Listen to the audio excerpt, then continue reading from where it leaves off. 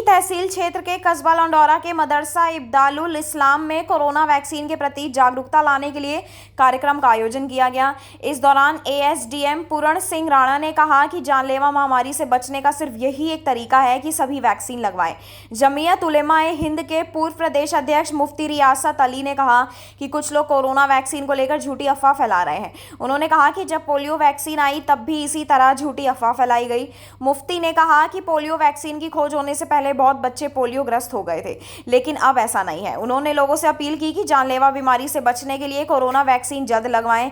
कहा कि वैक्सीन को बनाने में देश वैज्ञानिकों और डॉक्टरों ने कड़ी मशक्कत की है, इसलिए झूठी अफवाह फैलाकर उनके सम्मान को ठेस न पहुंचाएं। कार्यक्रम में एएसडीएम की मौजूदगी में 45 प्लस वाले लोगों को टीका भी लगवाया गया। जी, एसडीएम साहब हमारे यहाँ तशरीफ़ लाए थे और उनका प्रोग्राम गांव दर गांव या कस्बा शहर ये है कि वैक्सीन के मुतालिक, वैक्सीन के बारे में जो बहुत सारी गलत फहमियाँ फैल रही हैं, लोग इसको जहर का इंजेक्शन तक समझ रहे हैं।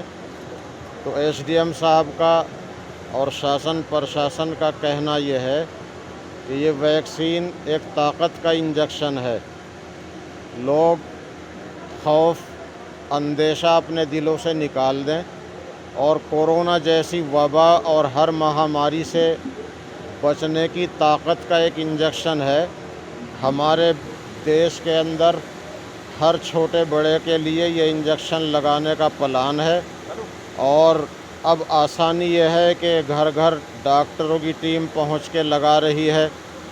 बाद में परेशानी आने का अंदेशा है कि सरकारी अस्पताल में जाना पड़ेगा, पैसे देकर इंजेक्शन लगवाना पड़ेगा। तो ये इंजेक्शन ताकत का इंजेक्शन है जो बीमारी से मुकाबला करने की ताकत बदन में पैदा करता है। एसडीएम साहब ने यही संदेश और यही पैगाम दिया है कौम को। मैं भी तमाम हिंदू मुस्लिम, मर्द औरत, सिख ईसाई सभी भाई बहनों से अपील करता हूँ कि ये वैक्सीन, ये इंजेक्शन ज़रूर लगवाएं और महामारी से और वबा से महफूज और सुरक्षित रहने की कोशिश करें। आपने नशे को लेकर ज्ञापन दिया है, क्या कुछ कहेंगे? युवा पीढ़ी किस तरह नशे की चपेट में आ रही है और कितने जागरूकता जरूरी है उनके लिए? जी, दानिश्वरों का कहना यह है कि दूसरी लहर करीब करीब मुल्क में आकर ख़त्म हो चुकी है। अब भी हज़ारों आदमी एक एक प्रदेश में इससे मुतासिर हैं, यानी बीमार हैं, और तीसरी लहर का अंदेशा बताया जा रहा है। उस तीसरी लहर से अपने को और अपने बच्चों को बचाने के लिए ज़रूरी है कि वैक्सीन का इस्तेमाल करें और इंजेक्शन लगवाएं। जैसे जैसे सरकार की टीम, डॉक्टरों की टीम हमारे गांव, हमारे कस्बों में पहुंचे तो उनके प्रोग्राम के मुताबिक हम उनका सहयोग करें, मदद करें और इंजेक्शन लगवाएं। जब छोटे बच्चों के लिए ऐलान आएगा तो छोटे बच्चों को लगवाएं और जब जवानों के लिए ऐलान आएगा उनको लगवाएं। फ़िलहाल 45 साल से ऊपर वालों के लिए और 18 से ऊपर 44 तक के लिए प्रोग्राम चल रहा है। सभी भाई बहनों से गुजारिश है कि इंजेक्शन लगवाएं, इंशाअल्लाह बीमारी से महफूज रहेंगे। मुफ्ती साहब, आपने नशे को लेकर ज्ञापन दिया है, नशे चपेट में युवा बढ़ते जा रहे हैं, क्या कुछ आश्वासन दिया है उन्होंने आपको? असल में नशा, शराब, बियर और स्मैक ये ऐसी ख़तरनाक और मोहलिक बीमारी है कि किसी भी धर्म के अंदर इसकी कोई गुंजाइश, कोई इजाज़त नहीं है।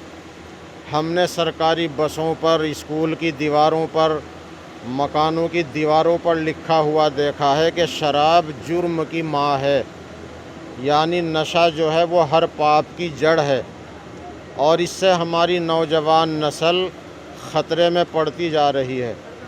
इसलिए हमने ज़रूरत समझी तो अपने एसडीएम साहब को हमने एक दरख्वास्त दी है कि वो इस सिलसिले में कोई अभियान, कोई प्रोग्राम चलाएं और हमारे इलाके से ये नशे की वबा ख़त्म हो।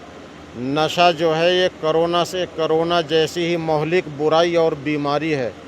मैं अपने बच्चों से, भाइयों से भी अपील करता हूँ कि इस बुराई से बचें और अपने बच्चों को बचाएं।